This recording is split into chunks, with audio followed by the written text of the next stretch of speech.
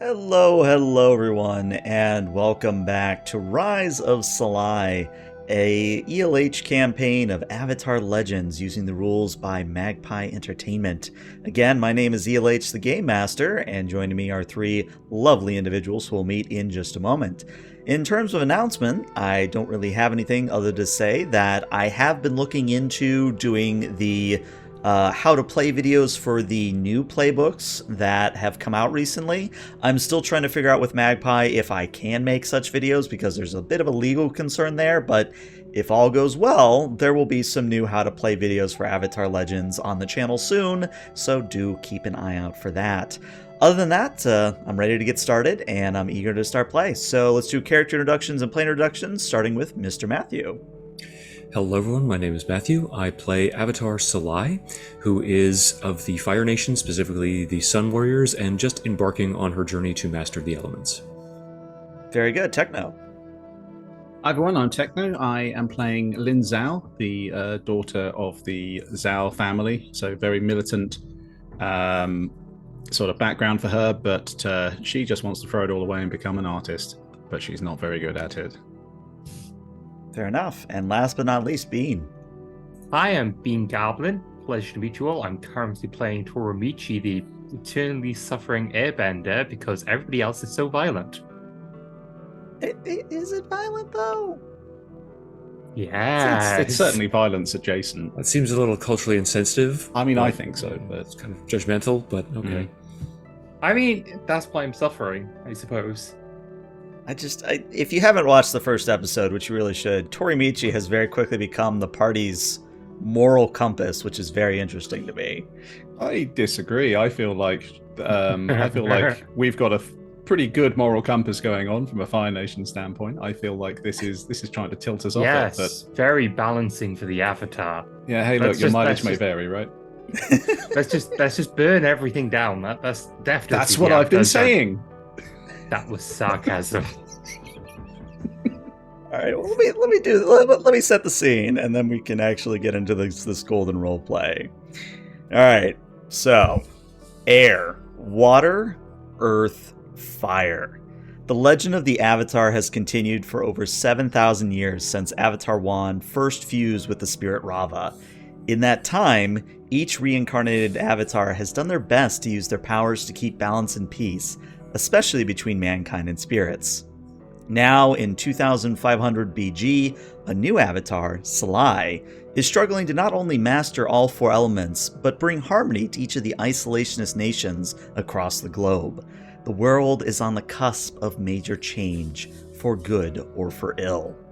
And where we begin is with a recap of last session. So last session, the group of travelers here were investigating what was poisoning the river that the spirit Yori, a frog spirit, the reason for them falling ill, why the river was poisoning Shinti village, the whole 9 yards.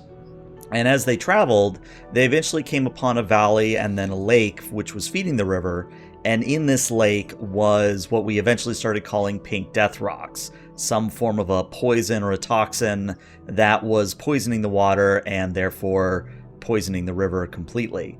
The good news, I guess you could call it good news, was that the individuals here were able to accost, I think accost is the right word here, accost 3 bandits that were responsible for dumping the pink death rocks into the river.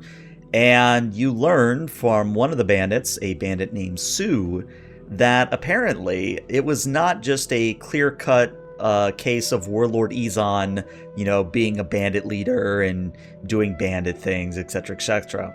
Apparently, Warlord Izon is making a gambit to gain control of all the food production in the area so that they can come to prominence, is how I would put it.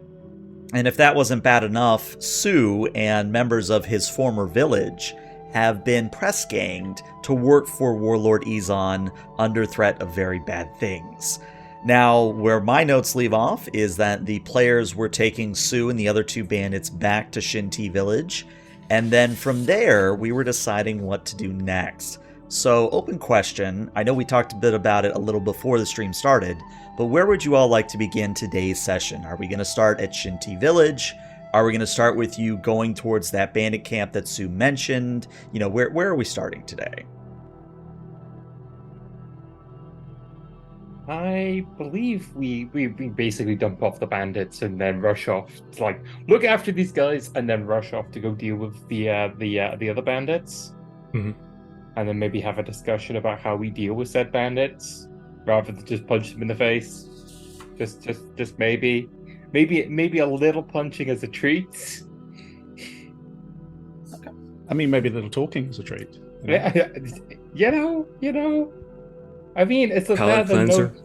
Palate cleanser. Between the punches, yeah. You know, if I go talk to them and then if they punch me, then you feel a lot better at punching them. Then at least you feel like morally, in the right. I mean, you are anyway, but that's besides the point. Okay. I feel like you just talked yourself around into we punch them all because we're morally right. Just with extra steps. Just with extra steps. Bye. Let me set the scene then before Bean blue screens on us. All right, so we'll say that you all have traveled to Shinti Village, dropped off the bandits, gone back down into that river valley, and continued past the lake where everything started. And eventually the valley does open up and give you a nice actual kind of visage of the sea on a set of... This is really going to hammer home how much I know about the UK. Is it Scotland that has the sheer black cliffs? Black Wolf Bay, whatever that is in Doctor Who, with the black sand beach and the sheer cliffs and that whole nine yards. That's kind of what you got going on here, where the... I feel like that's Wales, but I'm not an authority on English coastlines. Yeah, I was gonna say, I know it from Doctor Who. That's what I know it from. Yeah. But anyway, so again, sheer cliffs, nice Wales. view of the It's sea. Wales, yeah. Black sand beaches, and what you see is that a little bit away from the actual sandy beach itself, like kind of where the tree line starts, is this bandit camp. Now, the bandit camp is arranged in kind of a horseshoe arrangement, with the open part of the horseshoe facing the ocean. And what you're seeing is that there's maybe about, from where you're seeing, there's about 15 to 20 people that you can see moving about. But I do have a bit of bad news. It does look like there are not just combatants here, like warriors or bandits, but it does look like there are a few women. There might be a child or two. And overall, it looks not just a bandit camp, but also some form of a miniature moving village, if that makes any sense. But other than that, you guys are on a vista a little bit ways away. As far as you know, they haven't noticed you yet. The bandits haven't noticed you. But that's where I'll put you guys in, and we'll just sort of see what happens.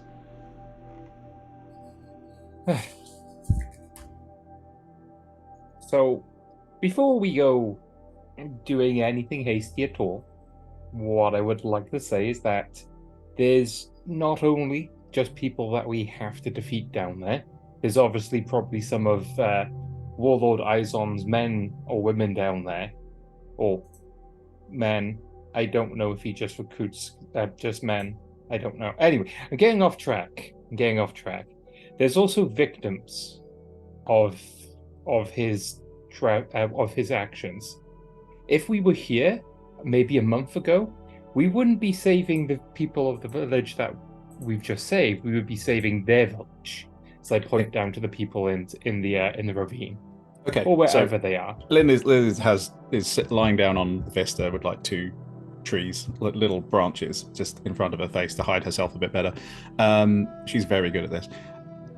You're assuming that just because they're women and children that they aren't part of the fighting force? We discussed this like 10 minutes ago. Well, like half a day ago. Like Fire Nation children are trained to fight from like 4 years old. What I am saying is not necessarily they don't know how to fight or aren't going to fight. It's just that not all of them are here to fight for Warlord Izon. They're fighting for their very survival. Okay, And but if what I'm we saying were is here- you're making a lot of assumptions. And you're making assumptions saying that they are all just bandits down there. No, I'm just saying that you're making assumptions. Like you're right, they might not be, but you are assuming that they are victims, and that may not be the case. They may be complicit. That's why we need to go find out. That's why we defeat them and ask them questions. I don't think they'd be particularly interested in answering our questions if we Beat them. bludgeoned them beforehand. Yes. Or, counterpoint, they might be more inclined to answer them under threat of pain. That means they're not going to be friendly with us. My idea is that I go down there and try to turn the ones which are obviously bandits to ones that have been press ganged into banditry. Because like I said, if you were here 2 months ago, 6 months ago, however long ago that their village was attacked, we would be saving these people from another group of people they've used to... This is just a vicious cycle. They go to a village, they remove them from their land, settle people up behind them, and then use those people to remove the next village. It's just a cycle of violence and subterfuge designed to have very intimidated but very loyal villages all across this land, controlled by one person. The fact that they've been pressed into this doesn't mitigate their responsibilities No. for the crimes that they've That's committed. what I'm saying. I'm not saying it does. They need to pay for that, but... Should we just go down there and beat them up is not what I'm saying. Before you twist my words. Again. Well, look. I think that having assessed the situation as we have, we've got, she looks, 15 to maybe 20 people moving around in like active combat gear. If you want to walk down there and say hello to them, then we will just add you to the list of people that we have to rescue if you want. I can handle myself. Against 15 or more soldiers? Oh, I don't have to defeat them. I said I could handle myself. Remember, you don't have to defeat someone to win a battle. I assume that you were talking about running away from that battle, but very well. And leading them into the jungle, which is filled with vicious predators and ways for them to defeat themselves. And so it's okay Lyn if... turns to Salai and says, look, cowardice is a tactic too, I guess, you know? And it's okay if you let animals do your dirty work for you, but you won't do it yourself. That's what you're Well, if they're chasing me to kill me, then they're obviously proper bandits. I don't follow that logic at all. Either way, I have ways of handling myself. Which involve running into a forest, which I don't see, full We're in a of jungle, vicious aren't we, animals. Chase? We're in a jungle, LH? Yeah, so the beaches back up to a jungle, as do the Sorry, troops. I missed that.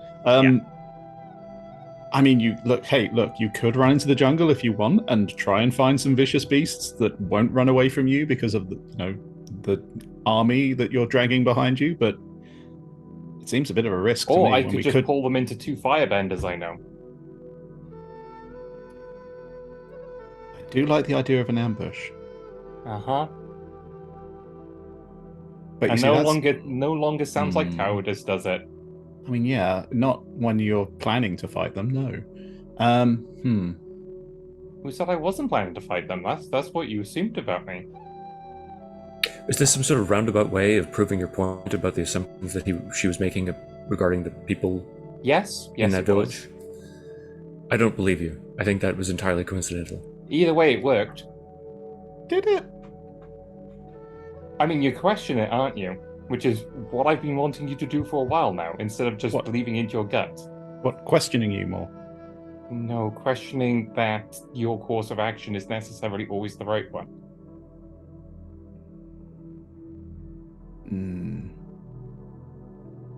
More fun to question you. And then it must be joyful for me to do it to you. Not really. It's kind of irritating, to be honest with you. Oh, I wonder why it feels like that. I put on a very fake, shocked face. Not getting that at all. Well, it's kind of because you're quite condescending, if I'm honest. So are you. So your point? Nothing. You asked, I'm answering. Okay. And I'm replying to your answer, so your point. At this point, a Kami the Eelhound just lets out a noise. Salai just reaches out and pats the neck slowly. I know. It's fascinating and frustrating at the same time. What? So, where are we going to ambush them? Where would you like to ambush them? I can lead people almost anywhere.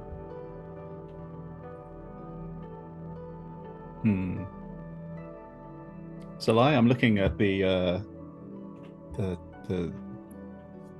and she sort of points in the direction of the village, and slightly to the north of it, she says, "There's like a grove of trees, or like a small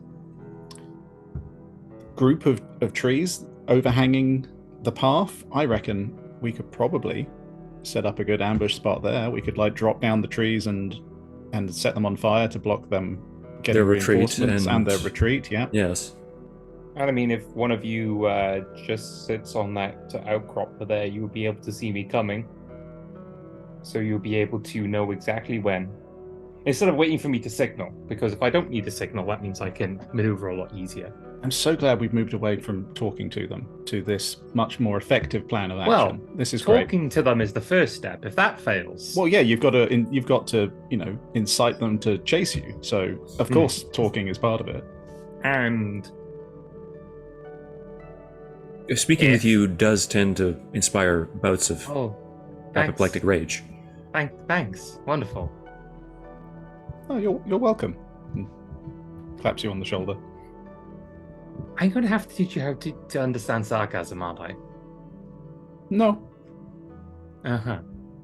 I understand sarcasm just fine. It's whether I choose to, respond to it as such. Anywho, so I go down there, talk to them, see what information I can find out. Maybe even discourage them away from their banditry life, because I've heard that the Avatar has purified the river. Which may get... ELH, can we see Yes. any pink death rocks in the camp? I was waiting for someone to ask if whoever would like to look, if you could give me an assess the situation, which would be a creativity. And as a reminder, you can assist each other by marking 1 fatigue, and whoever does the roll gets a +1. Oh, do I have my fatigue from last week? Yes, you still have your fatigue and conditions from last week. I will say that Techno and I do not, because we rode on Akemi, and that actually clears our fatigue. There you go. Oh, nice. Okay. Interesting. Am I okay to roll for that? Sounds like it, yeah. Remember, Sounds you're rolling like, with yeah. creativity here. Creativity even. Oh, no bonuses, no penalties. All right, so you get to ask the one question, and I'm assuming you want that one question to be, do you see pink death rocks? Right, yeah. All right. So actually, yes, and it's one of those things where had you not been doing the quote-unquote hide behind the 2 little trees that you're holding up and staring at the village, what you notice is that one of the tents, there are 2 warriors or 2 bandits that are always stationed outside of the tents. And about once or twice, somebody goes in and out of that tent. And right as the tent flap opens, you see there's maybe about 6 to 8 sizable death rocks in there as well. And when I mean sizable, I mean like, as I'm trying to do a measurement conversion in my head, almost like because I don't want to use American units here, almost like a 2-meter sized rock. So this is a big rock that needs like multiple people to move it. And there's about 6 to 8 of them in this tent. So it's a big tent. Okay. So they definitely have more of these pink death rocks. And you want to tell them that we've gotten rid of the ones they have already planted? The Avatar's gotten rid of them and it's currently in the area, and I'm just talking about stuff that I've, spied as a traveler, because I'm obviously not from around these parts. Are you suggesting that your way in is by ingratiating yourself to Izon as a warlord? Well, I'm just coming across this lovely place. I've gotten lost in the woods, and just gonna gossip with them. If they decide to go do the whole classic getter, then I just run over to where the ambush is. If I get information, I get information. To your point, though, it is entirely possible that many of these people are acting under duress. Yes. As we are with respect to your plan. So you might be able to leverage that. You. That's actually my entire point of my plan. To try and figure out who is doing this under duress and who's not doing it under duress. And then either having the people who are under duress stand out the fight, or even better, have them assail their jailers? Dressers? Didn't Sue say that his sister was a dressmaker? Also, I plan to tell them that I did find 3 of them very ill on the road and took them to a village. Once I've ingratiated them a little bit more. See if I can get the angle of the fact that they're poisoned, and if they know of an antidote. Oh yes, I could basically say I'm a traveling healer looking for herbs to help 3 people who have become deathly ill. That might be a better tactic. Do you actually have the skills to substantiate that lie? I was the person healing them when we captured them. The only reason I know that there's potential antidote in this village is because of my healing, my healing that I did on them. I don't know the exact things to make the antidote, so even if I just find the concoction, maybe I can find the plants I need to make the antidote. Just assuming none of them are already sick. Yeah, and assuming that they actually have an antidote to deal with it, this might be, kept under shum by I point at the people guarding the tent. Because those are obviously people who Warlord Izon trusts with guarding the Pink Death Rocks. So there must be some people that know of how they work or how to fix the ailment that is caused by them. But they effectively sent 3 people with this highly poisonous substance to put it into the thing that would make it highly poisonous, i.e. the river, without any means of protecting themselves. Yes, hence why I don't think that anyone down there actually has the information that you'd be looking for, because Izon clearly doesn't care one whit what happens to any of these people. Yeah, you've heard of the term expendable troops, right? Yes. So you think everybody in that area is expendable? To Izon, certainly. They're a conscripted slave army. But there's got to be somebody holding the reins, and those people may know.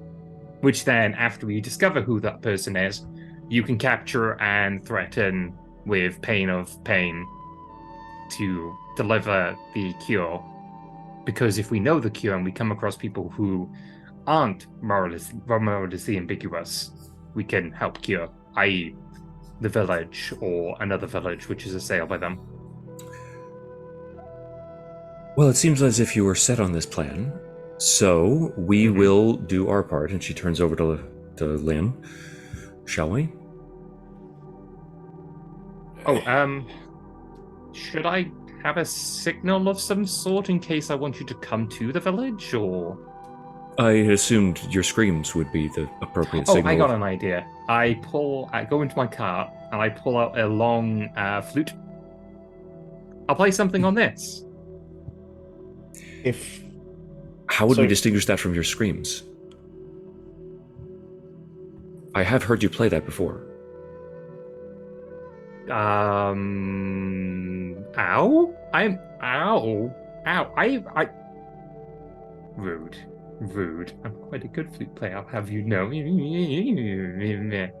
So, the plan is, she's trying to obviously set this in her mind. Yeah. Obviously, being very military, with the very militaristic background she has. So the plan is, Salai and I go to fire point A. Yeah. We get ready to cut down the trees. Yeah. When they chase you. Yeah. Into the trees. Yeah. And then we can ambush them, beat them up, set them on fire, do all that fun stuff. Yep. Meanwhile, You also have a plan B, which is that you get to ingratiate yourself to them, ask them lots of questions about the highly questionable and dangerous things that they're doing. Yep. And Possibly. expect them. And if that works, you're going to play a flute. Okay, maybe I don't know how to draw you over to the village without... Why do we need to go over? If the minute we show up, they're going to have more questions. Okay, well, maybe when I find that information, I just walk to the ambush site. Because that won't seem suspicious. Well, if anybody follows me, you're in the perfect position to take them. I mean, I can't fault that logic, I suppose. And you are expendable, so... Oh, thanks. It's fine. To be fair, wouldn't you be the most expendable person, Lyn, considering that we already have another firebender? This is true. But and good luck finding a airbender teacher anywhere near here. Yes, hence why you are not as expendable as Lyn. But you are expendable. So much shade in this. I love it. So much shade. All right, well, before we spend the next 20 minutes continuing to bicker in character, as much as I love it, we're going to go ahead and say that Salai and Lyn, you go over to the ambush point, get ready for this signal, get ready for Tori-Michi to come running over. Tori-Michi, very important question. Which way do you approach the bandit camp? As a reminder, the opening of the horseshoe is towards the beach at the moment. So is heading upriver from the south. Sorry, run that by me again? So it's next to a river, right?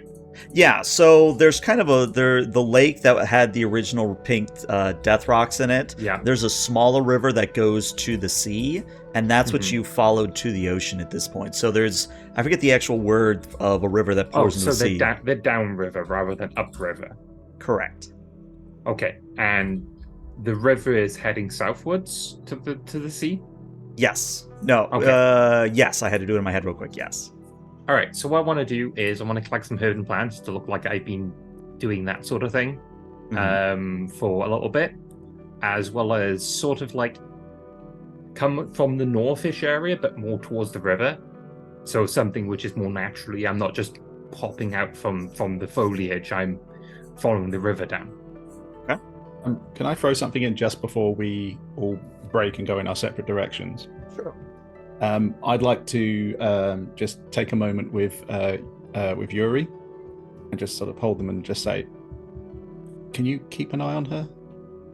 And Yuri the frog spirit does say, "Yeah, I can follow along. Well, I can follow as long as they keep next to the river."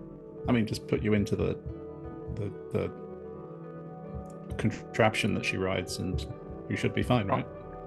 I should be okay. Okay, good. All right. It literally gives 2 thumbs up and then scurries off after Salai. Okay. I say scurries. It's very dignified the way she walks, but it's a dignified scurry. It's a dignified scurry, yeah, military scurry, yeah. Sorry, that's all. No, you're good. To throw a spanner into Techno's plan, I don't plan to play the cart. Take the cart with me. Yuri can still follow you. Spirits can be spirits. Hide in your pack or something. Yeah, I will accept that. Okay. So, as you approach from the north, you do get spotted by some of the sentries along this bandit camp, and you do see that some of them do stiffen up, and one of them actually calls out to you and says, "Oh there, do you know where you are?" Somewhere off the beaten track. I'm just looking for herbs and stuff. I found 3 people who were very ill on the side of the road as I hold up like this bag of like herbs and stuff. They were next to a river that was being purified by the Avatar of all people. Yeah, but they're incredibly ill. Like they were dealing with these like pink death rocks, and I'm trying to find like some of it in the local area so I can make an antidote for them. Okay, so now I have to determine, is this a trick or a push your luck? Let me look at your character sheet, because I think you have some things for this. I have Why don't we make this a push your luck here? And that would mean you would roll with passion. Okay. Would this be assess the situation or tricks? No, this would be definitely a push your luck here. Okay. Because this is you getting inside the bandit camp at this point. All right. Roll. All right, a 9. So here's that means that it's a weak hit, which means you're gonna do it. It's just gonna cost you something, and what that cost is going to be is that a couple of the bandits will leave their perimeter and come to meet you, and they're going to reach for your bag, and they are going to start inspecting the herbs. And if you have anything in your bag, they are going to dump it out and go through it. Do you want to resist that though? Before I say anything else. I want to take anything fragile out so they can expect it, but they don't dump it on the ground if they're immutable to that. Okay. And just go, I'm a traveling merchant and healer. More merchant than healer, but for those three guys, I'm the only healer in the area. And I will just pass the bags and stuff over to them. Like, I let them have them look through. I'm an airbender, so I don't actually have any weapons on me. Okay. Do you say that you're an airbender is the question? No, I don't say I'm an airbender. Okay, that was the important question. So they are going to go through your packs. You are able to save your mostly fragile things from them, thankfully. They're not like, damaging anything. They're just, doing standard guard procedures, checking through your bags. They don't necessarily repack the bags, so you do have to repack them yourselves. But after going through everything, they go, well, she doesn't look like she has anything on her. You say that you found 3 people like us who were sick? Well, yeah, the same uniform. I presume they're still wearing the same sort of, chestless firebender garb as the 3 other people? Yes. Yeah, I wasn't particularly looking for you guys, but since, I found the people I assume from the same organization or village, caravan, as I just look past them a little bit. Yeah, they were suffering from whatever this pinkish substance. It got onto their skin. It was causing them to become nauseous, vomit, and I just start listing off the symptoms. So I have it in my notes that technically you still have a vial full of the pink stuff. Do you show it to them? Yes. Okay.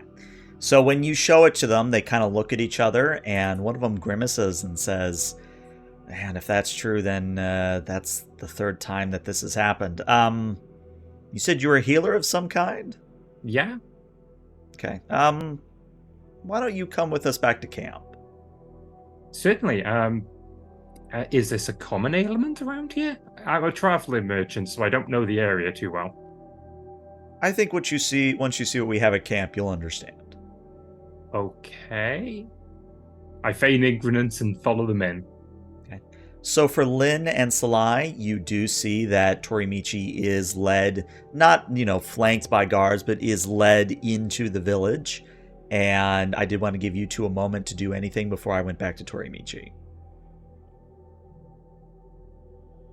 See, this is exactly what I was afraid was going to happen, because now she's just on our list of people we have to rescue. And it's really just going to encourage her, I think. Yeah, right? Right? She's going to count this as a success, even though it will end in miserable failure, and as you said, we'll have to save her. Trying to decide if it's worth saving her because of... No, I mean, it'll be worth saving her. That's not what I meant, but you know what I mean? She's going to be insufferable. Well, is that any different than usual? I don't know, and I don't really want to find out. Okay. No. Okay, so this means she's going to start playing her stupid flute, which is probably going to bring them running to us anyway, because, I mean, you've heard her play the flute. My thinking is, though, if it doesn't for some reason, then we're going to have to find a way to get in there, because it seems that, well, if the ambush tactic is gone, then we're going to have to move to plan C, which is going to be infiltrating the camp ourselves, which I think we can do.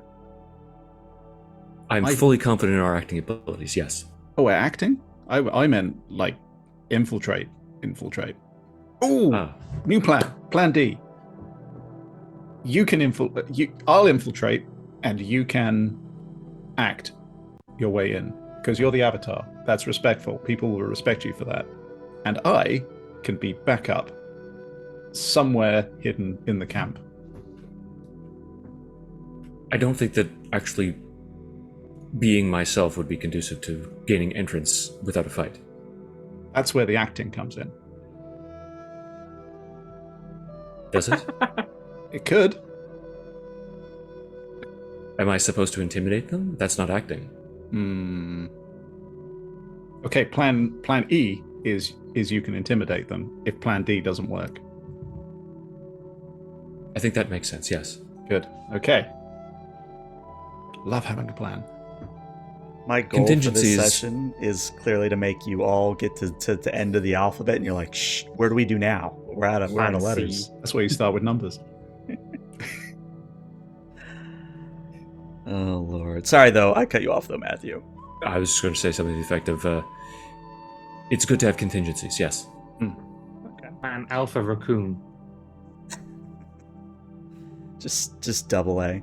All right, so back to Tori-Michi. So Tori-Michi, you're led into the bandit camp, and actually, all things considered, it's a pretty nice camp. You know, they've got rain collectors out to collect rain and water for them to drink and use. They have what appear to be a few supply tents besides the one that the pink death rocks are in.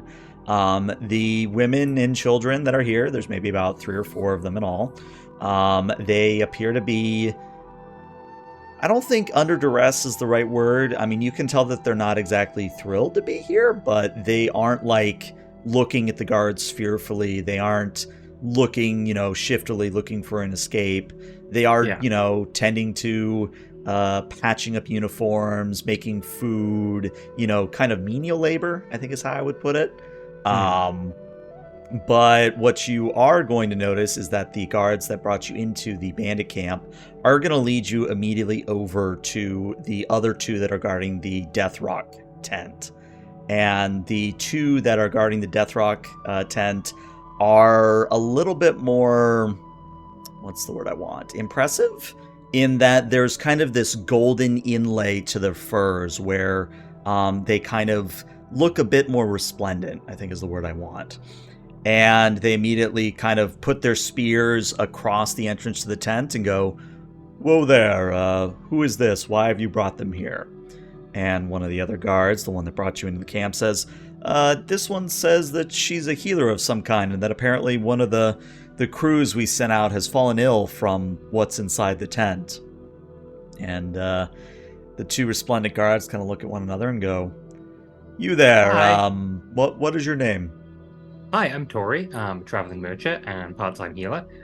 When traveling along, I noticed your compatriots, I assuming that your compatriots, since you call them your crew, was quite illy across on the side of the road.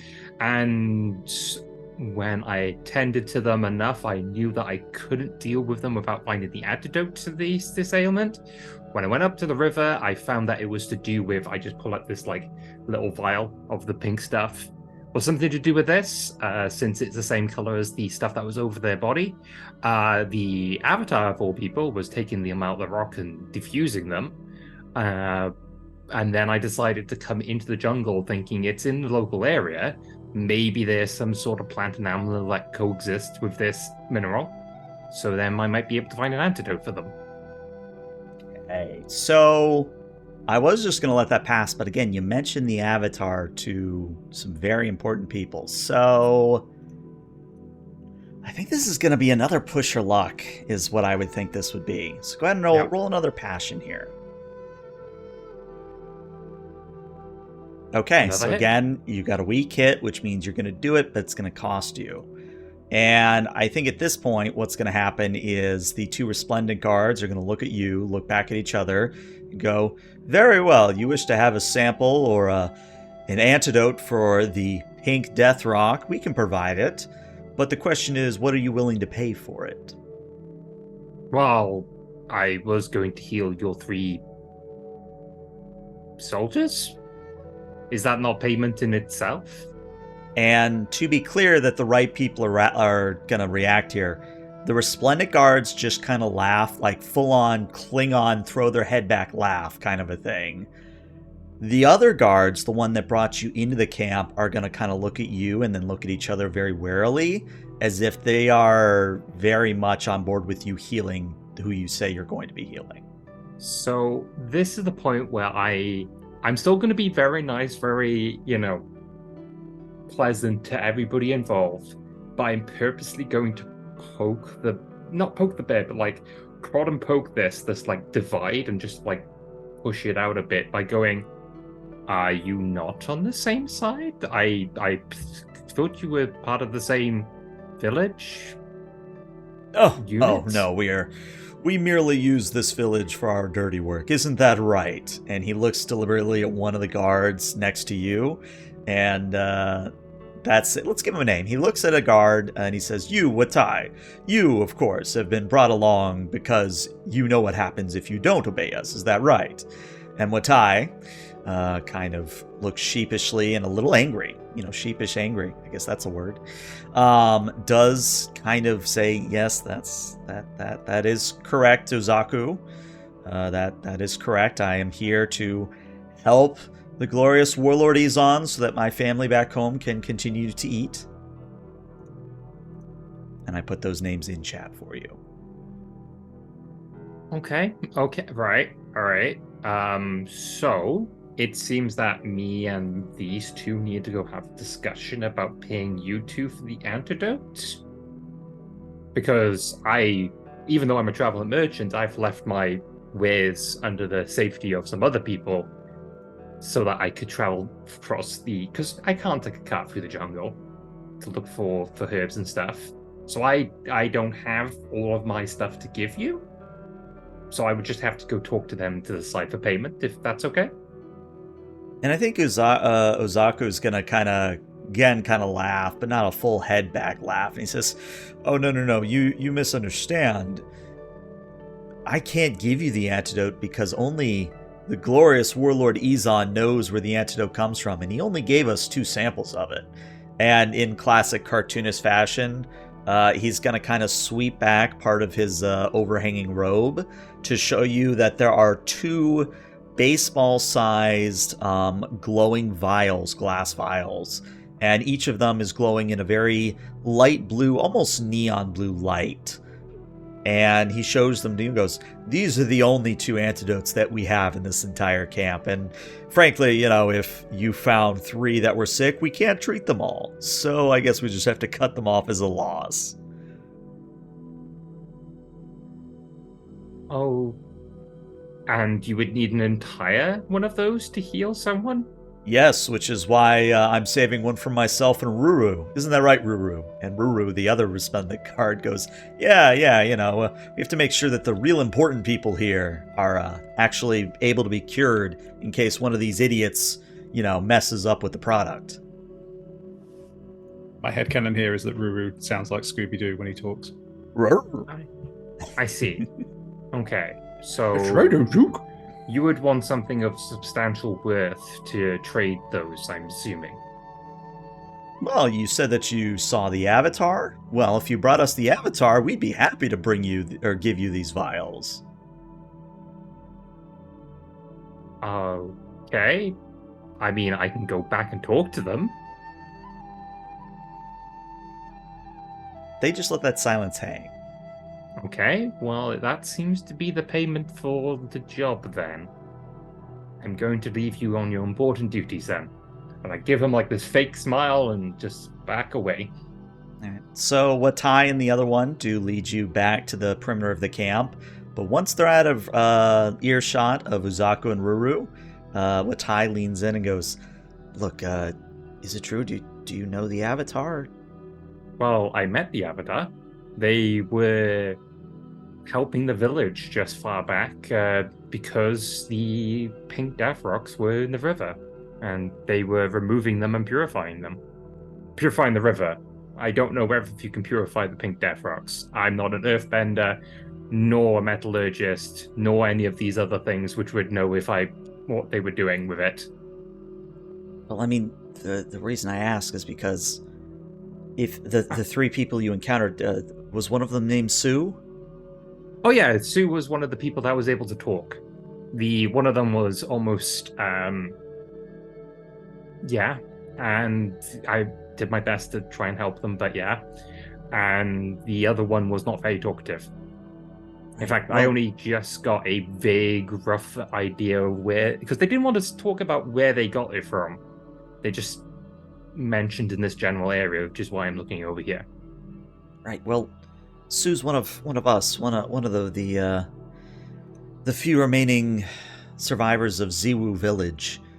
The Warlord kind of swept in and did the same thing he tried to do to Shin T Village from the sound of it, where he poisoned our water supply with the pink death rocks and then press ganged us into service.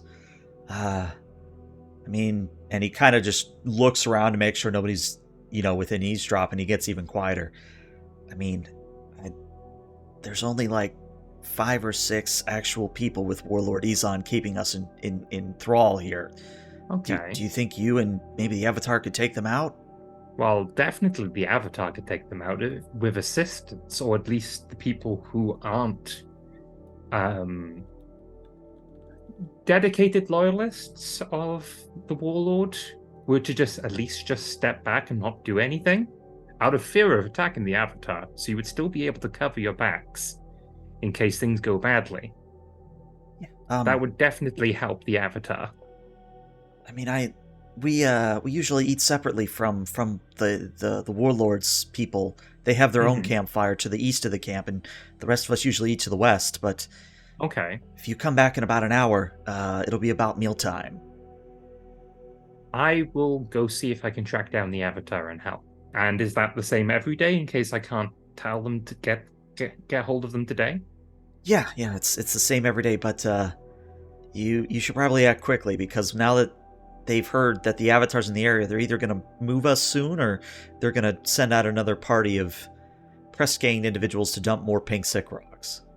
I will go with due haste. Thank you for this information. All right. So they lead you to the perimeter. They let you leave in whatever direction you choose to go. So I follow the river and make sure that I'm not being followed, and then head to the ambush point. Okay. So you actually enter from the other side of the ambush point. So what I like to picture in my head is that Salai and Lyn are looking one direction, and Tori-Michi comes up behind you. Found you. Ah. So we're moving the ambush point because nothing there from Lyn, just complete because just still. I've gotten information of the fact that the people who are loyal to the Warlord eat in a separate area. Stop. Yeah. How did you do that? I walked. How did you sneak up on us? Yes, I understand how you got from that village here. I didn't assume that you flew. That's not something that airbenders can do, as far as I know. So you walked. How did you sneak up on us? You were looking one way, and I was coming in from the direction that I knew you weren't looking. We have ears. We can hear things. And exactly. How do we not hear her? I did. Why do you think I'm not surprised? And she's still looking at the camp. And why did you not tell me? I thought you heard her. I mean, I wasn't trying to sneak. The fact I got one of you is amusing. You know, Tori, now I understand why you were so frustrated with her penchant for making assumptions. And I'm just going to look at Akemi and just be like, can you believe this? Not say it out loud, but just like that kind of expression on my face. Anyway, I have been able to divide the group of people from people who are actually loyal to the Warlord and people who aren't loyal to them. Also, I've put into the seed of distrust into the people who aren't loyal to the Warlord and being press ganged. The put people seeds who in are, them? as in metaphorically, as in like I have. No, I know. I'm just pulling the levers. All right, I was just wondering if I had to explain metaphors for you then. No, anyway. The Fire Nation is quite adept at metaphors. Oh, trust me. Our poetry is among the best in the world. I have spent a long time in the Earth Kingdoms. It's every so often. Right. Anyway, the 5 people who are loyal to Warlord Izon are eating in that campfire, but there in roughly about 45 minutes. Mm-hmm, and they'll be separate from the rest of the camp. I said to the entirety of the camp, basically, that 3 of them were very, very ill from the pink death rocks, and they laughed. So, as well as one of them confirming that they are probably not going to join in the fights, so even a couple of them not joining in the fight, we can ambush the head of this camp, take them out in quick order, and then deal with the press-ganged bandits. And also get the 2 antidotes. There's only 2 antidotes. I'm hoping that I will be able to spread that between 3 people and other such things, but apparently only the Warlord knows how to make the antidote, which is why they are not willing to trade it to me unless I bring them the avatar. And technically I am. I smirk evilly. Just not in the fashion that, they want or going to get. I smirk more. Okay, well, look, at this point, I'm willing to admit, tentatively, that you've done some good reconnaissance work. I have a follow-up question, though. Yep. There are how many people in this camp, did you see? I mean, we've seen like 15 to 20 of them, right? But did you see more than that? Less? Well, not less, obviously. 15 combatants, yes, but there's women and children, there's old, elderly men, yeah, people that are doing tasks which are not necessarily combative related, so they could still fight. I give, and you said there's 5 people actually with the Warlord that are controlling them. Okay. Yes. And Lyn looks at Salai and says, "So we're basically fighting on our own here," is what I'm getting from this. Because if 15 to 20 people can't take out 5, then what are they even doing? Yes, but I've changed. Well, they might only be cowards. Well, I mean, also their families are being threatened, as I understand it. Well, yes, sure, their families are not in this camp. Yeah, but all they have to do is, exactly. So all they have to do is beat them up and say, "Oh no, the Avatar did it." Which I guess is probably what's going to happen, actually, now I think about it. So, same boat. They have to beat up the people and then either convince or fight to get their family back. You may be a skilled warrior, but not everybody else is. I mean, but the same thing's going to happen either way, is my point. You're putting your skills and ability on other people. Yeah, but there's like 3 times as many of them as there are of the others. Most of them are farmers, and craftsmen, and people whose skill aren't fighting, people who have families to lose. Okay, so here's the thing, though. If you want these people to be a fighting force of any kind, you're going to at least train them somewhat. Mm-hmm. Hang on. How many of them were benders? Do I remember any of them? Yeah. Any of them bending? So it's interesting that you asked that, because what I was going to say is that the only bending you saw came from people who were, I guess we'll say, again using the word resplendent, those who had better uniforms or more ostentatious uniforms. You didn't see it in the quote-unquote Watai faction, as I'm going to call it. Some of the Watai there was like one bender, which was the Sue, I think. Sue was a bender. Mm-hmm. Sue was a bender. So from what I'm going to call, which I think this is the right term, sergeants? Is that the right military term? I don't know. You haven't given me any context. You've just said the word sergeant. The people which seem to be in charge seem to be the only people who are benders. Right. And Sue was probably one out of a few benders in the village. I mean, okay, I guess I guess I get that then. That or they're taking the benders and offering them more extensive training, by which I mean to say indoctrination. And or reasons to follow them. Because it's one thing to have your family in the village behind you, there's another thing to have your family all the way in the city where the Warlord is. Because that's where I would keep people that I want to, if I was the Warlord, which I'm not, under control. I would keep their family in a more secure place. So even if they did rebel, the chances of them saving their family is significantly reduced. That is an unexpectedly impressive observation. Have you given any consideration to actually becoming a warlord of some kind? You seem to be naturally talented. I have the knowledge, but not the want. How do you have the knowledge? Because that's how Right. So if you want to keep an Okay. It's not important. It's fine. Just forget I said anything, because I don't want another lecture on the here's and how fors of airbending. Hostage taking. Yeah. I was just going to say, if you wanted to keep something away from someone, you would keep it out of their ability. You wouldn't put. Well, yeah. That's just a euphemistic way of speaking about hostage taking. Yeah. Okay, this is hurting my head. So, You asked. And I retracted, but that's not the point. Okay, so military face on again. They are going to separate, which is, for the record, stupid. Yes. But they're going to do that. They're going to go to the campfire at the east. Yeah. We are going to ambush them at the campfire at the east. Yeah.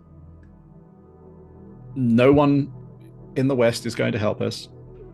Or if they're either not going to help us, which helps us because they're not going to back them up, or they're going to help us because some of them feel brave. Okay, I will rephrase. We will not count on any help from them. Yeah. Now, plan F would be that we ambush them from within with you handing over the avatar. Sorry, Salai, but I feel like that was part and parcel of what they were saying here. Or we just this will be plan G. We just attack them. Literally just ambush them when they sit down to eat. If there's H five would be me going over and talking to them and try to lure them over. I am so done with talking. If they're around a campfire, then their vision is going to be obscured by the campfire. As in, if it's darker around them, they're going to have a certain amount of light blindness, so we can take them much easier. If they're eating and getting ready to bed down, then there's only going to be one guard at best. Yeah, I mean, these guys seem sloppy. They're looking after farmers and they're also guarding in a jungle. You don't expect people to pop out from the jungle, and that's where we'll get them. Yes. I mean, not from the jungle, but that mindset is what we will use to our advantage, is what I mean. So yes. I think we go with plan F, because these guys are obviously people that we're going to beat up anyway. Oh, plan I. And she claps her hands together, and she looks at Akemi. Wild beast. Send them. Sorry, Akemi, I know you're not a wild beast, but you're going to play a part. I have faith in your acting abilities. You could jump into the.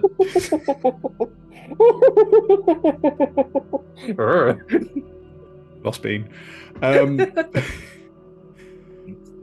You can jump in from the forest. You can scare them. You can rile them up. We can jump in from behind, and we can just smack them about and win that way. So I think Akemi is just sort of like, go ahead there. I was going to say, is Akemi's going to look at you, Salai, like, dude, are you on board with this plan? She just sort of shrugs and opens up her hands and points towards Akemi. It's your choice. I'm not going to force you to do anything that you wouldn't enjoy. Yeah, right? I mean, this is win-win. We get to take them by surprise. Akemi gets to stretch her legs. And, we win. I have another plan which involves Akemi and Salai. The Avatar pronounces themselves and puts themselves in a position where it grabs everybody's attention, and us two just come from the flanks while the Avatar has their attention. I think that might actually just put them on their guard. That's a variation on Plan F, though. Okay. We can call that F1 if you want. No, I think that'll be confusing if we run through the entire alphabet and reach Z, because that A1 will be the next set of 26 plans. Or maybe we should start back down at A, because the other plans are no longer functional? Akemi runs off. Akemi at this point just runs off. Come back, Akemi! We haven't gone through the plans yet! For a cold-blooded creature, she really does get ahead of steam sometimes. Let's go. That is the F1 plan. Wait. But let's go where? Let's go with which? I think we're following her. Let's go. All right, okay, so H it is. No, I. This is Plan I. Okay. I think it's now Plan Akemi, because she's embarked on her own. Ooh, Operation Akemi. I like that. Okay. So let me set the scene once more. We have that horseshoe-shaped camp of bandits and other people within it. There's 2 campfires, one on the eastern side of the horseshoe and on the western side of the horseshoe. And what we see is that the actual, like, sergeants, as Tori-Michi put it, the sergeants of Warlord Izon are having their own campfire to the east. They're generally making a lot of noise, drinking a lot of what you would assume is alcohol or some other inebriating beverage. And then all of a sudden, Hakemi launches into the campfire, like not into the campfire, but launches into the scene and like sends cinders going everywhere. And all the sergeants go, "Oh, what the hell is this? What is this animal?" kind of a thing. And we are going to enter into an actual exchange here because I think that's relevant. And we're just gonna sort of see what happens here. So as a reminder, the way the combat exchange works is each of you selects a stance, and then we go from there.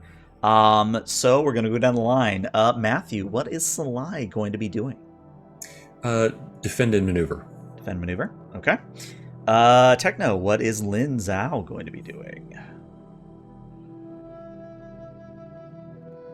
What is Lyn Zhou going to be doing? I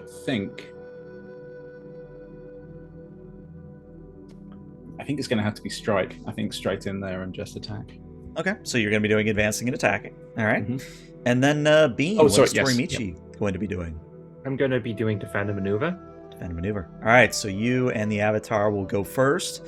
The Warlord Izon's forces are naturally going to be doing a advance and attack here. All right, so Bean, let's have you roll first with defend and maneuver. If you could roll with focus, please. All right, so do I have to say what technique I'm using first? No, because it's dependent on what you roll, what techniques you have available to you. Okay, roll dice. Miss. Okay, so here's what you have as an option since you rolled a miss. You can shift your balance away from center, which means you move farther down the path away from the center. But then you can use a basic technique, and basic techniques are what we see in Foundry right now. So you could do ready, retaliate, or seize a position. You also could just choose not to do anything. Okay, I am going to look at the basic ones and try to figure out which I'm going to do. Let me take a look at your balance track here. Since you are at center, you could choose whether you go towards excellence or community. It's entirely up to you. I feel like with me failing to do my move, I sort of grip my teeth and start just focusing on my martial arts rather than doing anything over the top and, you know, like how Aang would like joke and play around. So I've gone from that sort of mode to being quite serious with my fighting style. And let me try and figure out which one to use. You have a choice between ready, retaliate, and seize a position. Yeah, I'm going to read through them quickly to see if I can...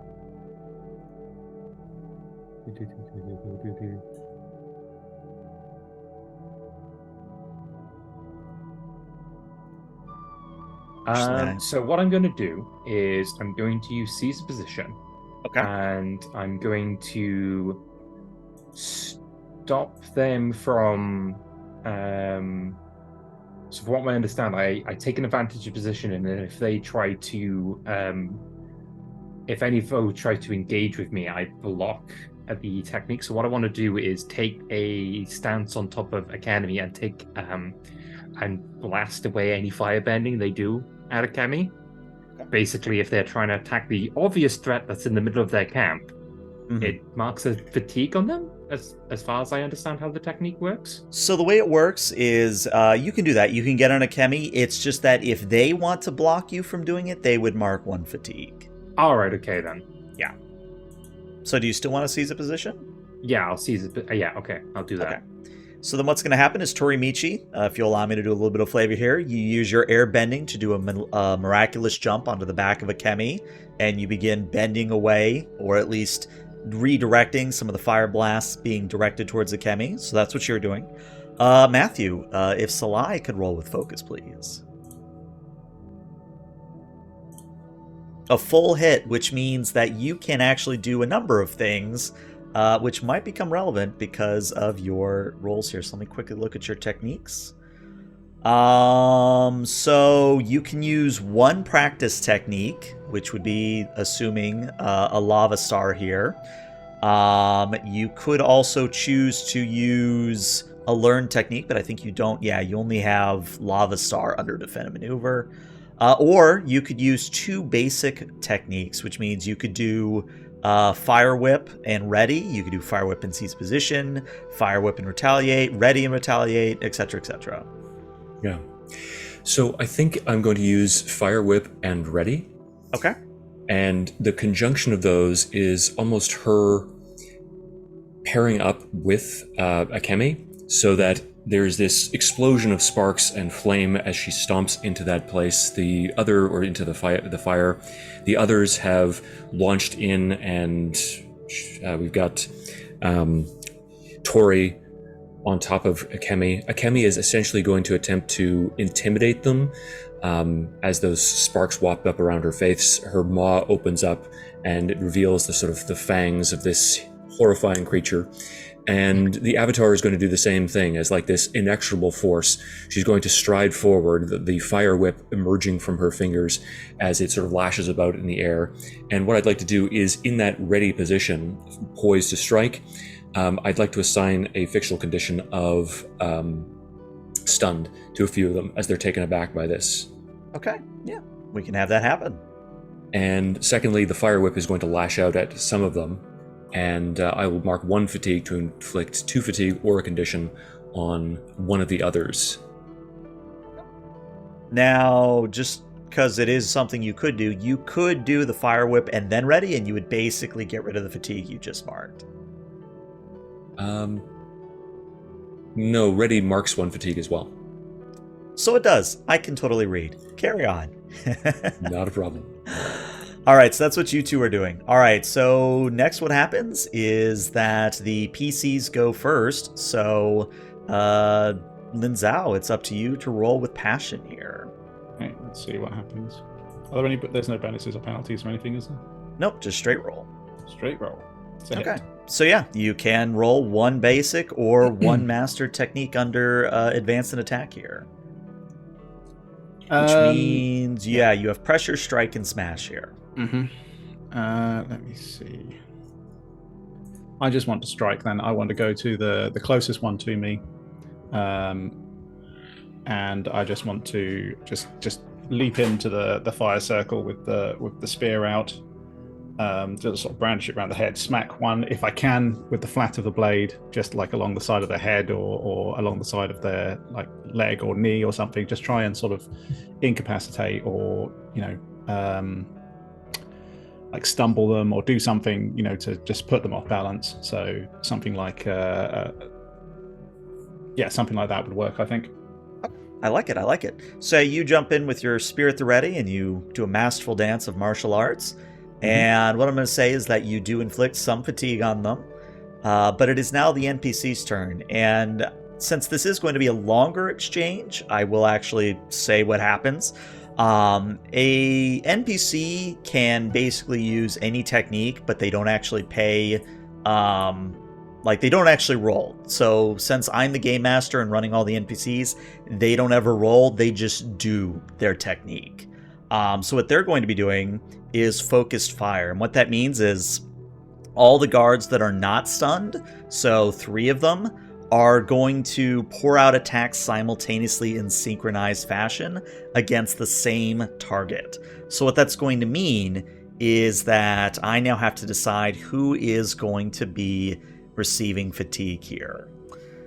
I think Tori-Michi, you're kind of a target here, as is Akemi. But then we also have Avatar Salai making a wonderful display here. Tell you what, I'm going to roll a d3. Akemi will be 1, Tori-Michi will be 2, and Salai will be 3. Okay, so this is interesting because this is actually going to play into Yip Yip on Salai's sheet. So let me just quickly check that real quick. Because I think you mark fatigue whenever they... I mark a condition. You mark a condition. Okay. So what's going to happen is they are going to direct fire towards Akemi. Akemi is going to be injured. I'm not going to go into detail. But how does Avatar Salai feel in the moment when she sees her companion being hit? Is there any way I can assist this, or...? No, unfortunately, there's no way to get around this. So I think this immediately is a consequence of her having encouraged Akemi earlier on and now drawn attention to her by pairing up with her in order to stun some of the individuals there, some of the guards. Mm-hmm. So her immediate reaction is one of tremendous weighty guilt that she has inflicted this pain, in essence, on her animal companion. Okay, I like it. And that's one of the beautiful things I love about this system is it's always player's choice how they deal with things. So I love it. All right, well, that is the end of the first exchange. I think it's probably pretty clear here we're going to move into a second exchange. So again, you all get to choose which of these stances you are going to do. And I'm just going to go down the line once again. Salai, what stance are you going to be taking? I'm going to go with advance and attack. It's not ideal for me, but mechanically, but it makes sense narratively. Makes sense. I like it. All right, Lyn Zhou, what are you going to be doing? Lyn Zhou's going to go to evade and observe. Okay. And then Tori-Michi, what are you going to be doing? I'm going to try to defend and maneuver again. Okay. In that case, I'm going to tell you that the NPCs are going to continue with their advancing and attacking. So Tori-Michi, you get to roll with focus here. Oh, yeah, I go first. I'm not used to initiative systems like this. Yeah, it's a very interesting system, but as we're getting through it, I hope you guys see how quickly this can go once we get into the flow of things. Because my cease position last turn, do I have any bonuses, or...? I would say you would have an advantageous position, so yeah, I'll give you a +1. Yeah, okay. All right, so another 9, which means you can use 1 basic or master technique under defend and maneuver. So I'm going to use Twisting Winds. I'm going to put myself into a position where they're going to attack me. And the way this works is for each person that's attacking me, I clear 1 fatigue and 1 hold, 1 momentum. And if you attack next with exchange, you may spend momentum instead of fatigue. So effectively, I want to get in, because they're attacking Akemi, I want to get in the way of that. And even though I wasn't able to deflect the first blast, I am twisting the wind so it just parts between us just by a hair throws, and just do this dance in front of Akemi to block fire blasts and make sure that she's not hurt any more than she already is. Well, what I would tell you is, based on what I'm reading of the move, you actually get to clear your fatigue, and you will hold 1 momentum. Now, you're probably wondering, ELH, what is momentum? Is that related at all to Star Trek? Momentum is basically a +1 you can spend at any time. Cool. So it is for each foe engaged with me. So yes, which means you actually have 3 momentum in your case. Oh, damn. Yay. All right, so that is going to be Tori-Michi. And then up next is going to be Lyn Zhou, because you are also doing advanced and attack, so please roll with passion. And actually, I think real quick, I think, because one of you did it earlier. Yeah, Techno, you did it earlier. If you actually roll the technique from the Training and Techniques tab, it'll tell you what you get to roll based on your result. Or what you get to use based on your result. Yeah. So sorry, maybe I've missed where we are here. Were you in evade and observe, you said? No. Oh, wait, you're evading observing. My bad. No, yeah. It's Salai that's doing advancing and attacking. Sorry, my bad. No, good on you for correcting me. Okay, there you go. And yes, it does actually put in chat. I like that. Thank you. Whoever designed the system, thank you. So I can shift my balance away from center. However, if I did that, I would go off the balance track. Am I capable of doing that still? Let me double check. I believe you are capable of doing so, but let me just double check, because I know that's going to shift your actual center over 1, but there is an actual rule for when you go over. I think it's page 102 of the core rulebook. Okay, let's go to page 102. Of the actual book, not the PDF. Here it is. If a shift takes you over the edge past the end of the track, you lose your balance. Characters who lose their balance, including NPCs, lose control of their powers, act out in accordance with their principles, or even give in to their opposition. They regain their control after they have some time to recover, but they must shift their center as a result of the experience. Okay. But you can never shift your balance off the edge of the track and lose your balance. It's only if it's inflicted on you. So Yes. I cannot. Yeah, so that's the key distinction there. Yeah, okay, so you can do it, and I think you are just kind of at the edge of your track at this point. Right. So I think it's really just, there's this flailing about with the whip, but her gaze keeps on like drifting back towards Akemi, and she's consumed by the slight whimpering cries of the creature, and that's distracting her from her actual combat. Okay, all right, fair enough. In that case, now it's evading and observing. Or no, wait, we have to do the NPCs. So the NPCs are going to continue with their focus fire. They are going to be directing it towards you, Tori-Michi, because you're the next target. So Tori-Michi, I need you to take... Let me find that page again. There's 3 of them attacking you. I need you to take 3 fatigue from me, or for you, please. I take the 3 fatigue. Okay. So you're going to take a sizable thing there, but now it's evading and observing with Lyn Zhou.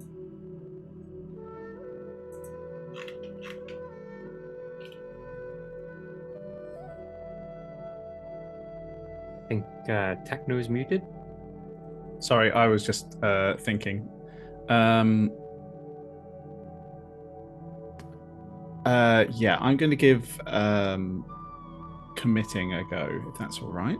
So I think I rolled first clear a fatigue, and then roll with creativity or harmony, your choice. Yeah, so let me just check which will work better. Definitely creativity. So let's give that a shot. Okay, you can use 1 basic or 1 master technique here. Okay.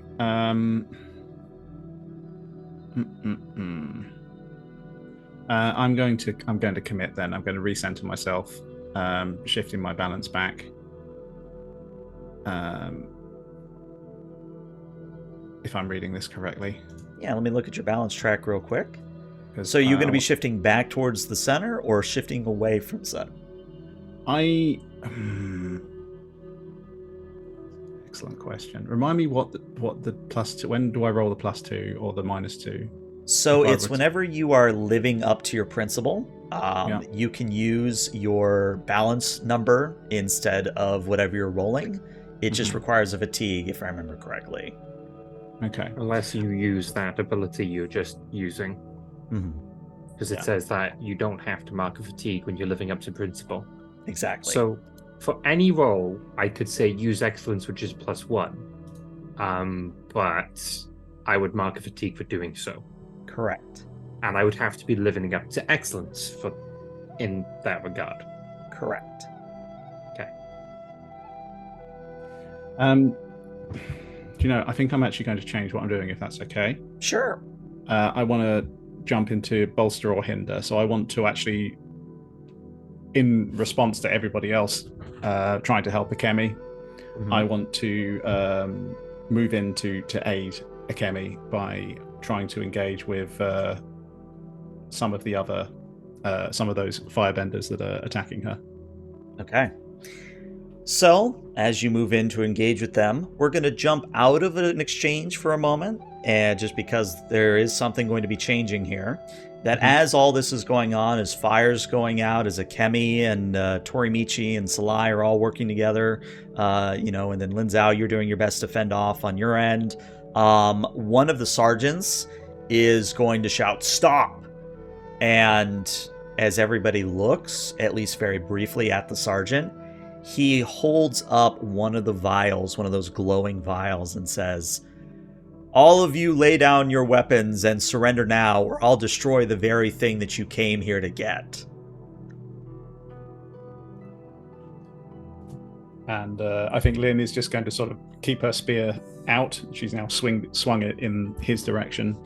And then she's going to very quickly cast an eye over to Salai. And I think that the fire whip sort of retracts not into to disappear, but it retracts almost into like a fire dagger in Salai's right hand. And her face is flushed with the exertion of combat, but also with rage, as she stares out at this cold fire, if you will, towards the sergeant, and says, "I don't care. We're not here for the antidote. We're here to defeat you. Destroy it, and you're just condemning your own men to death." Interesting. Do I have you roll an intimidate here? No, I think I'm going to do something that now that I've read the balance moves again, I think what's going to happen is the NPC's going to more or less say, but you're the Avatar. You have to save people. So this is going to be a resist shifting your balance here, which could make you go over. So go ahead, and I need you to roll just 2d6 for me.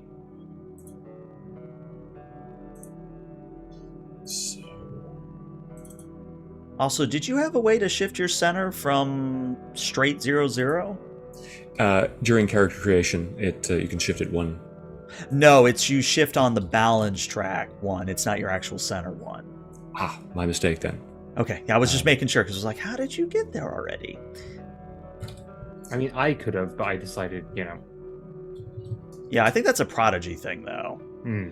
Okay, so in 11, you get to choose two of the following. You can clear a condition or mark growth by immediately acting to prove them wrong.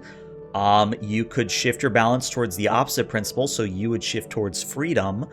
Or you could learn the principle of this sergeant if they have one. So I think I will shift towards freedom. Okay. Because I'm really abandoning that component of the responsibilities of the Avatar. Okay. And I'd like to know what their principle is. So their principle is loyalty, meaning that now that you know what their principle is, you take +1 forward against them. So any actions against them, you have a +1 on. Is that everyone or just the Avatar? Just Salai. Mm-hmm. Now, if Salai yells out, hey, they're really loyal, I might give that +1 to everybody. I think then just in response to that, as they engage in this little battle of wills, she's going to say, "You speak of my duty. What of your duty to your men? The loyalty that you have to them and to their well-being? Are you going to condemn them to death?" This is ELH thinking of how to reply. I think what happens is the sergeant does pause, and Tori-Michi, you would see that this is Ozaku from earlier, so you know who this is.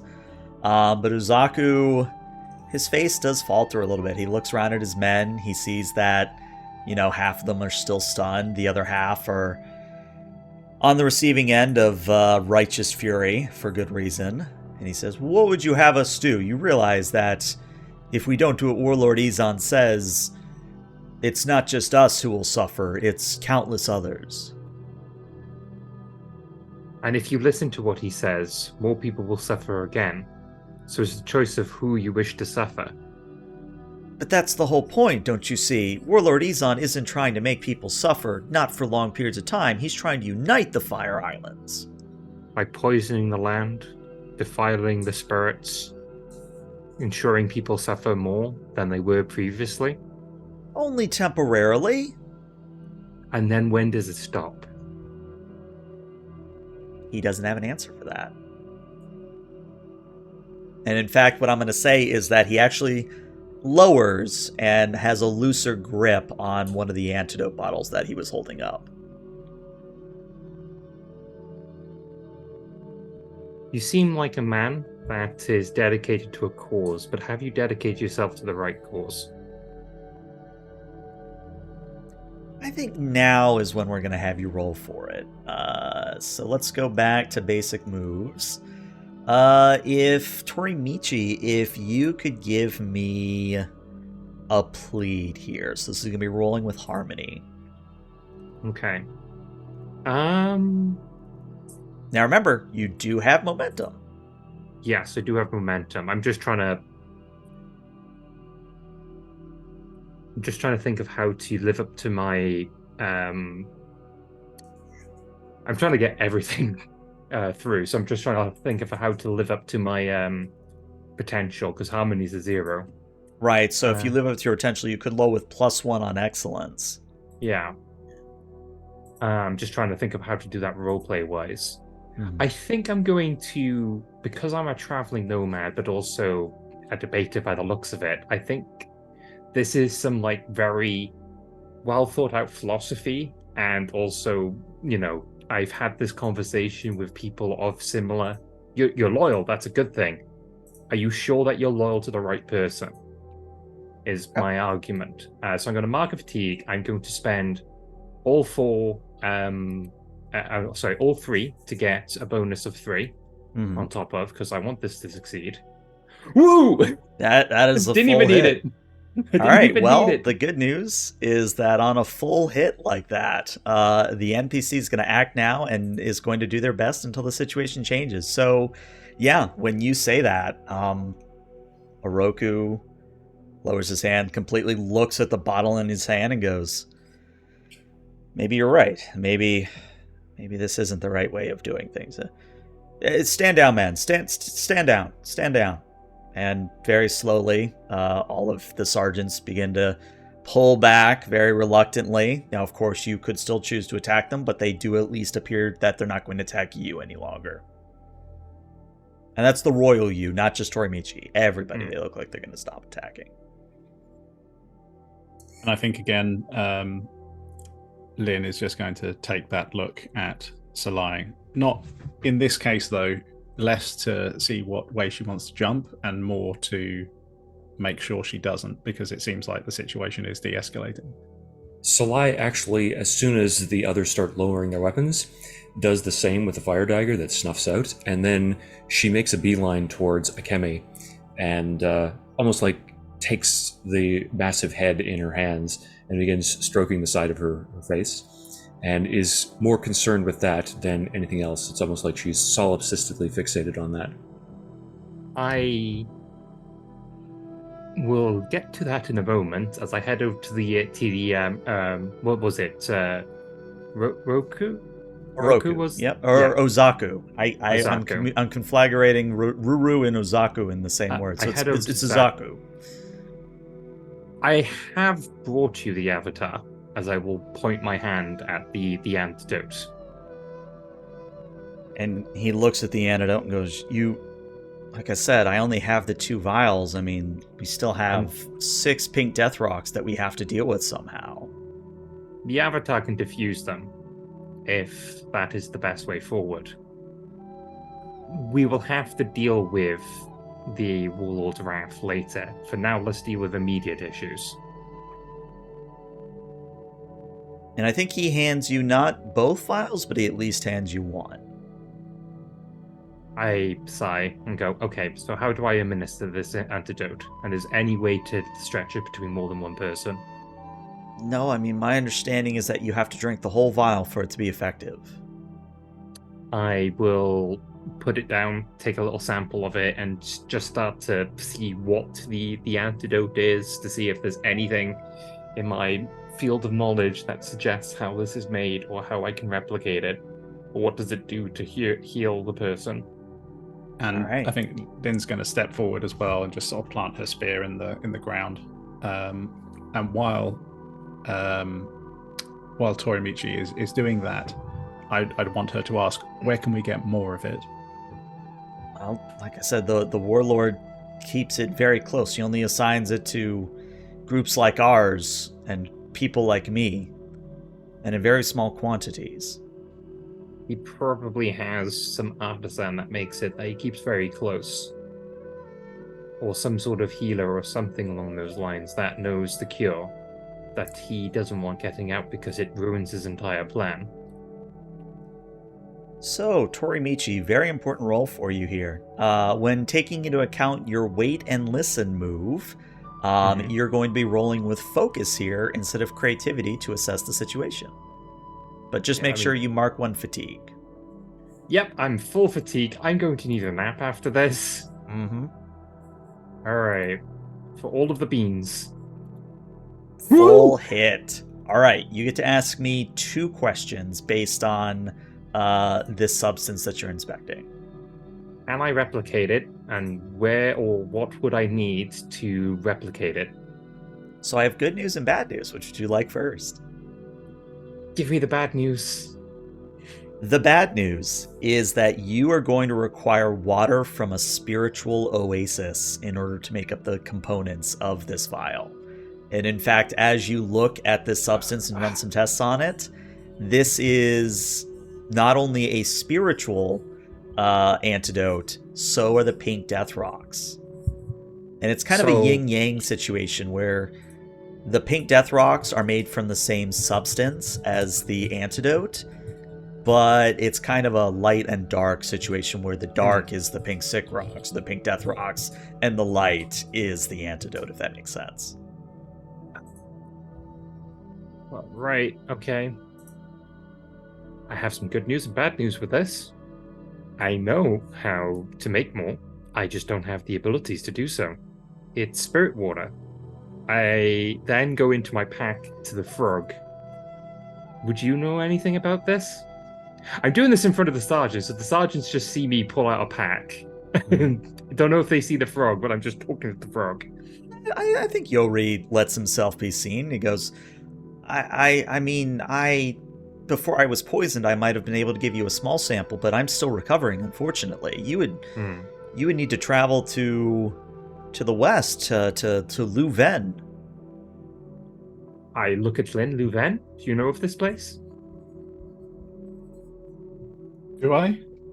I presume that I would know of most of the major cities and landmarks and whatnot in this area. And I'm going to let you make up some details about it, but what you would definitely know about Leuven is that part of the village is actually around a spiritual oasis. It is supposed to be a spiritual hub in the area.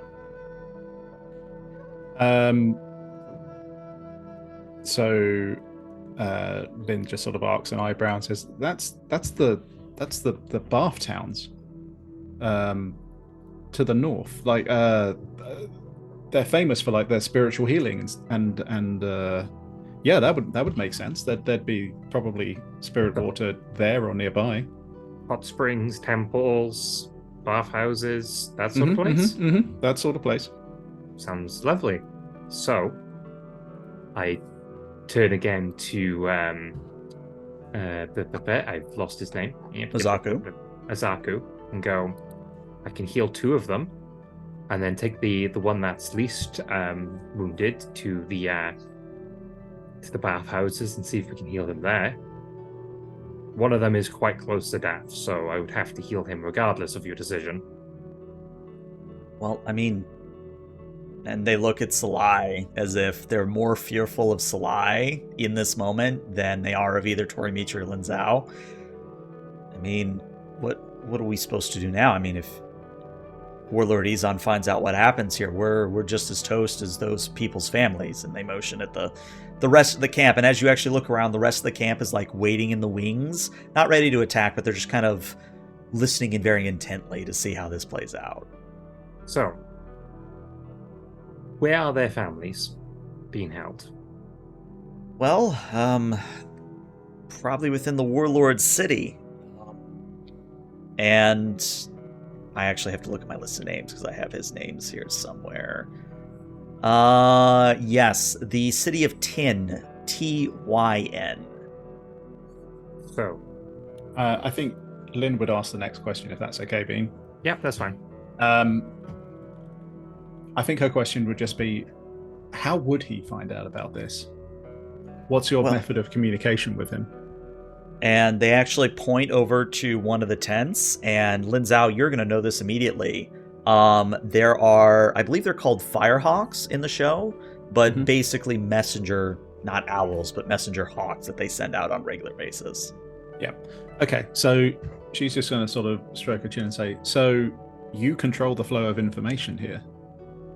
I'd suggest, and she sort of stabs a spear back into the ground again. It's sort of emphasis of her not making this not a suggestion, but more of a lightly veiled, I suppose threat's too hard a word, but order, let's say. I suggest that you take these men, you head to Shintai village, and you start to make good the damage you've done, both to them and to these people. And you continue to report that everything is going to plan. Or being delayed because the Avatar's in the area. Mm-hmm. Whichever one you think would be more likely. The Warlord will not want the Avatar looking into his matters. The Avatar disrupted the plan once, and you're waiting for the Avatar to finish their investigation and then deal with them. Which would mean that one of two actions for our little group would have to go forward. We'd either have to go cure the ones who are ill, or we'd have to go save the family.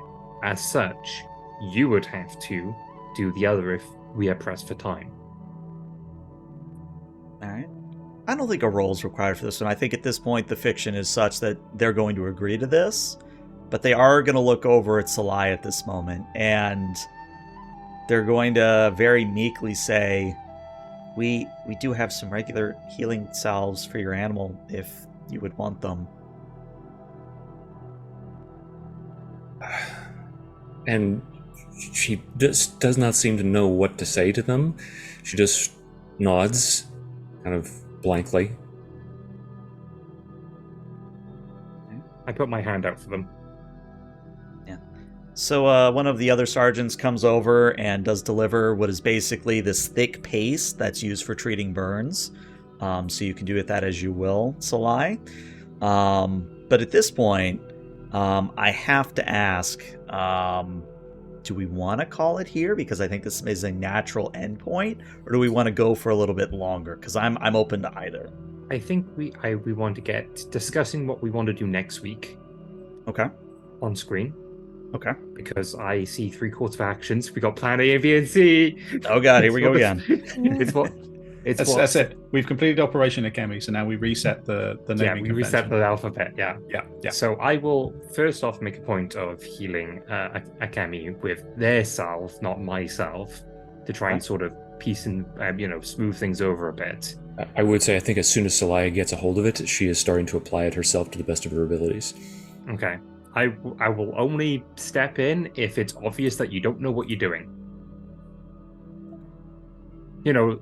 Advising rather than just actually taking over the entire operation. Okay. I'm not sure when to do it, but I want Lyn at some point to take Salai aside. Okay, go for it. I think it's more Matthew's decision on when that seems like there'd be an appropriate point where she could do that. So I think once the various different groups have retreated to their own areas, probably the 2 segments of the camp will go back to their respective sides. We'll withdraw into the wilderness beyond. There's some preamble to that and hammering out of details and discussion. We've just sort of gloss over that, and it is probably as we're leaving. Akemi is probably limping quite noticeably as she is leaving the compound, and the Avatar is walking alongside her. Okay, and I think Lyn would be sort of walking quietly behind them for a short ways, and then it would be quite obvious that she's made up some sort of resolve, and she'd sort of accelerate her pace and just sort of plant herself in front of Salai and Akemi.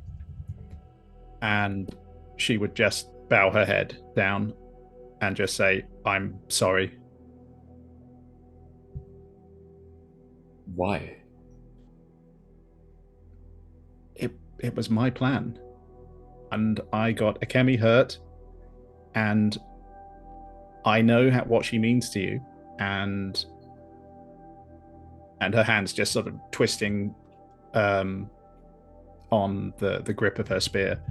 I know what she means to you, and I know what seeing her hurt did to you, and I'm sorry. And if you want me to stop traveling with you, if you want to discipline me in some way, I will accept that. From either of you. And she sort of looks slightly up towards Akemi as well. It wasn't your fault. You didn't do anything wrong. It wasn't... We all agreed to the plan. Maybe it wasn't the best plan. And I didn't consider that she could be hurt, and I should have. And I'm sorry. No, I accept the apology, even though you don't have to give it. I should apologize to you, and Akemi, I'm sorry. I couldn't think of anything to do but to fight. There was no other plan that seemed reasonable to me. And I think for their part, Akemi does like nuzzle you a little bit. And I feel like Lyn doesn't know what to say to any of that, is just sort of waiting, head down, in that sort of, bowed state, just waiting for judgment, effectively. Now, Matthew, real quick, I am going to point out here that technically this could be a guide and comfort from either of you at this point. I think so, yeah. So Salai is very tentatively and awkwardly, as she tries to smile in a reassuring fashion, going to reach out and put a hand to Lyn's shoulder. I think she'd flinch at the touch for a moment, expecting a hit rather than a touch.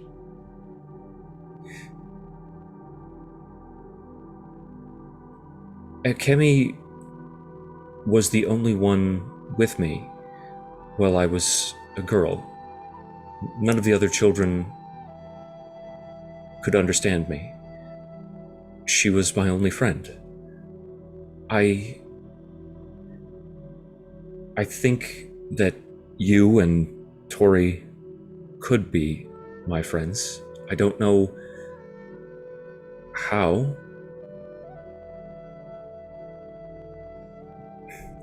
But I want to learn, and I want to learn how to be someone who knows how to do something other than fighting, to find solutions other than fighting. You and I think we made the same mistake.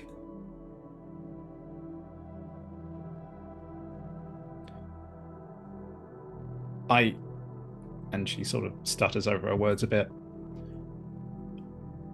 I want the same thing, and I don't want to see people as expendable. And she is going to sort of tentatively sort of straighten herself up. I don't want to put people in harm's way. I don't want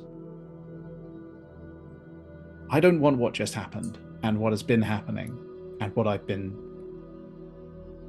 born to do. I don't want that, and I don't want that for you, and I don't want that for Akemi, and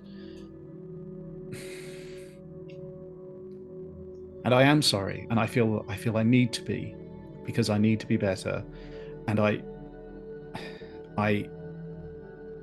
feel like maybe we could help each other be better, if that's something you'd want as well. I've mastered firebending. It was the first bending form that I learned. I performed before the dragons in my ascension ritual to prove my skill, and that was the first time that I knew failure. It burned me as this failure does, and as it inspired me, and the pain that lingers still does, I think that this failure will too.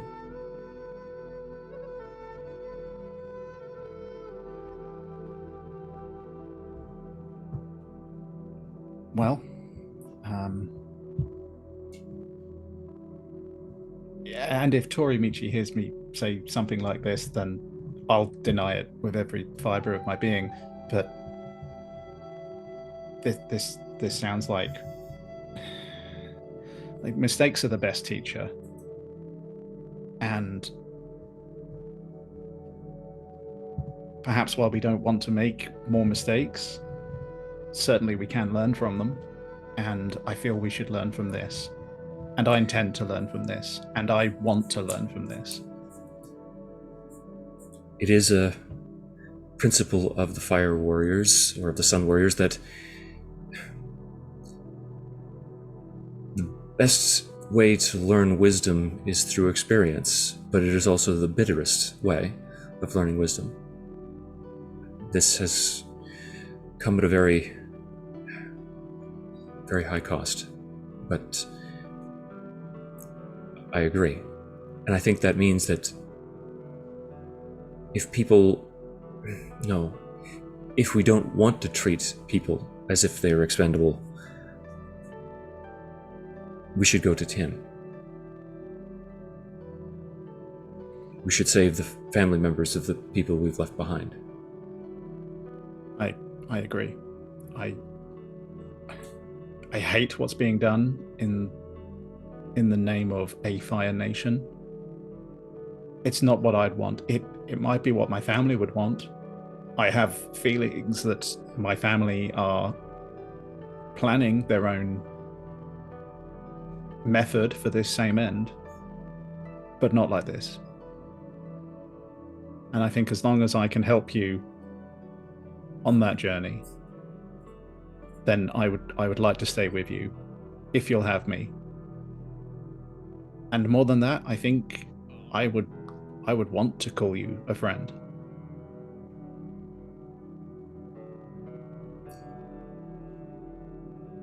If you'll have me.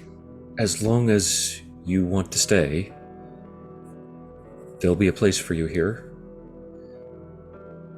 And it seems to pain her for a moment, but she says, and if I truly learn what it means to have a friend, and she sort of pats the side of Akemi,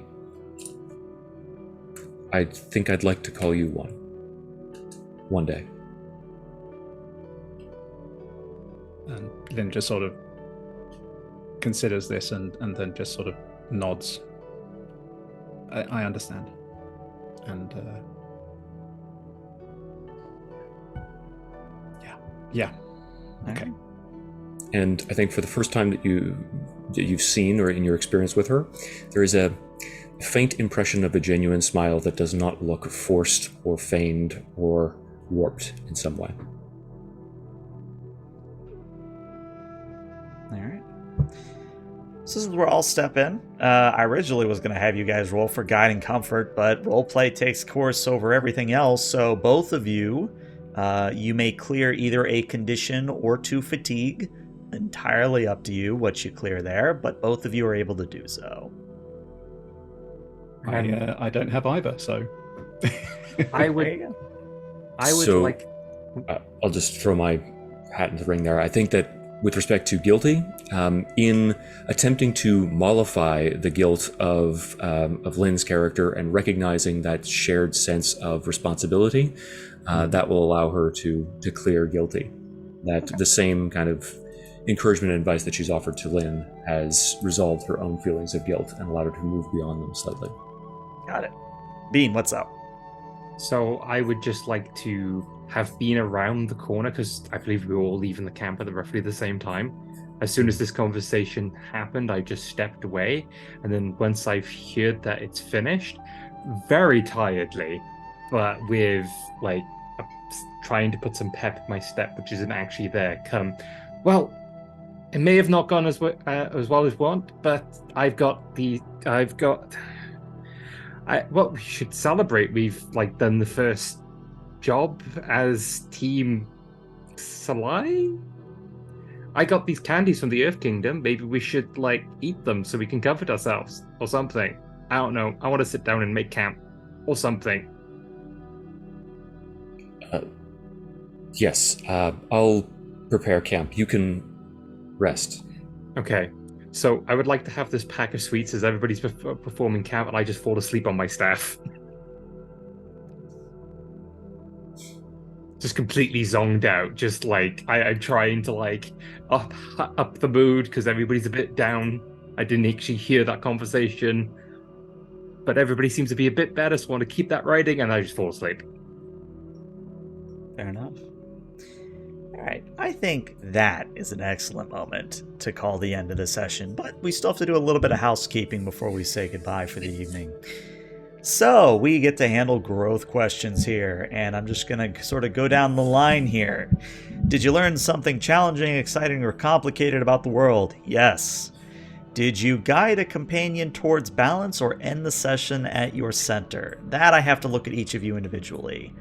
Lyn Zhou, you're at +1/-1. Tori-Michi, you're also at +1/-1. And Salai, you're all the way at +2. So no for that. Next growth question. Did you stop a dangerous threat or solve a community problem? Yeah, you saved Shinti Village and stopped at least this area of corruption, so I'm going to give you that. So everybody can mark 2 growth. Does that push you all over into marking all your boxes? Yes, and it pushes It me does. 1 over. So do I get another box on top? Like I fill up. So the you boxes reset your growth and you just sort of go back to where you were. So I get 1 now? Yeah, you would be at 1. Okay. And what that means now is that I think all of you, looking at Lyn Zhou, you would go back to, So all of you, if you look on your sheet, there's growth advancements.